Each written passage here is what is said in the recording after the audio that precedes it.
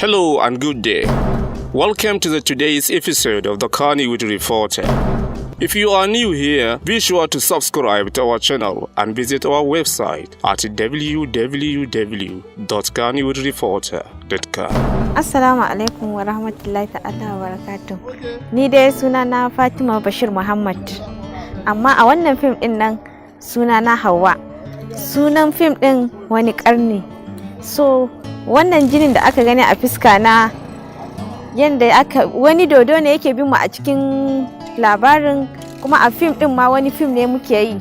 So daga nan sai wasu tsuntsaye za su zo su fito. Idan suka fito za su caccaka ni. To dole sai an yi wannan makeup din nan.